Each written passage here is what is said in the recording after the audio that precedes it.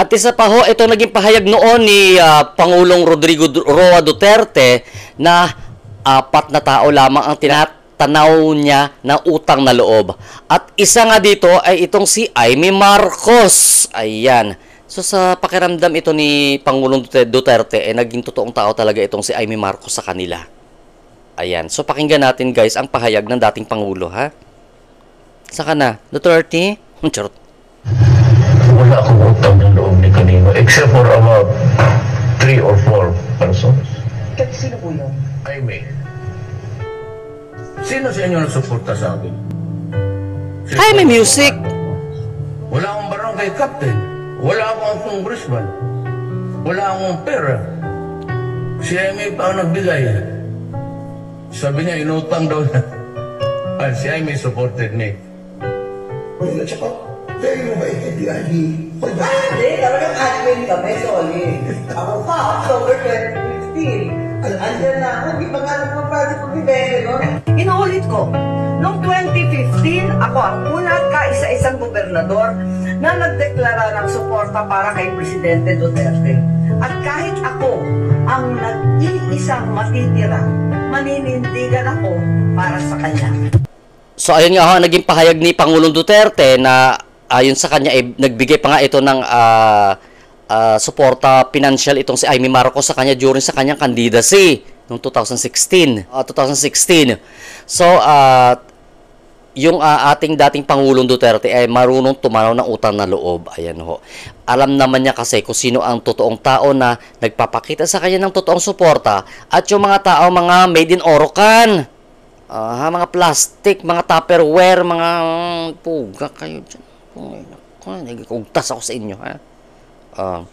Makikita mo naman yung kanyang eagerness ba na eto nakakahiya na ang pamilya natin, pamilya Marcos, ituwid natin ito. Kaya doon sa mga nagsasabi na si Imee Marcos ginagawa lang ito dahil sa political agenda, kagaya nung binitawang salita ni Senate President Chis Escudero na wag daw gamitin ang Senado para sa personal interest at sa political agenda. Kasalanan ba ni Imee Marcos na ngayong eleksyon kayo na gumawa ng ganyan, ngayong eleksyon ninyo itinaon na hulihin si Pangulong Duterte at sa pilitang dalhin dyan sa Hague, Netherlands? Tapos ngayon sasabihin nyo, namumuliti kayong tao, di ba? Kayo ang nag-ura-urada tapos ngayon sasabihin nyo, namumuliti ka? At ayan nga ho, kung naalala pa ninyo si Attorney Ian Sia dyan na tumatakbong congressional candidate dyan sa Pasig City, sinampahan na ho siya ng COMELEC ng disqualification.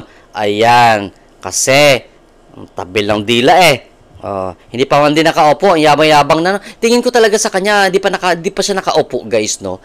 Ang yabang na niya magsalita, sa totoo lang. Hindi pa man din siya binoto ng taong bayan ba, dyan sa Pasig. Kaya, nako, eto pakinggan natin ang pahayag ng balitang ito, ha.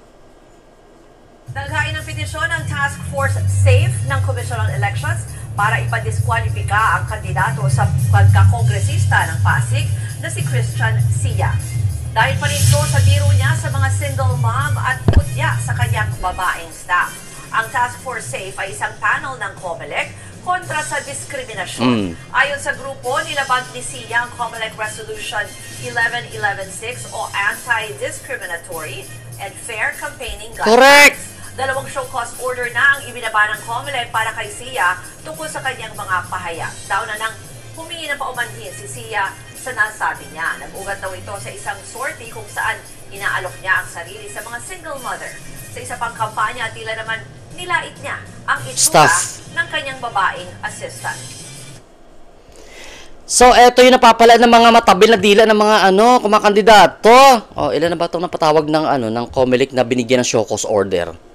Hinay-hinay lang kasi mga bunganga ninyo. Di pa nga kayo na upo sa pwesto ganyan na kayors. Kaloka kayo Pinapalabas nyo agad yung kulay nyo Medyo kumilos din kayo ng medyo pino ng konti ng pag may time, di ba?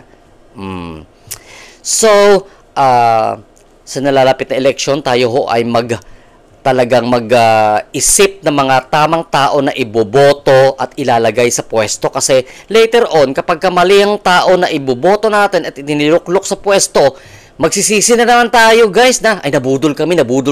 Ngayon pa lang, isipin nyo na ang possibility, yung magiging outcome ba. Kaya piliin talaga ninyo ang mga nararapat na iupo at iluklok dyan sa pwesto.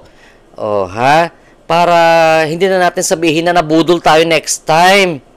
Pagka nakaupo na. Kasi once na nakaupo na yung mga ito at nagbago ang ihip ng hangin at ay nako, huyo. Kilala pa ba kayo ng mga eto? Huyo, di ba? Oh. Kaloka kayo. Oh.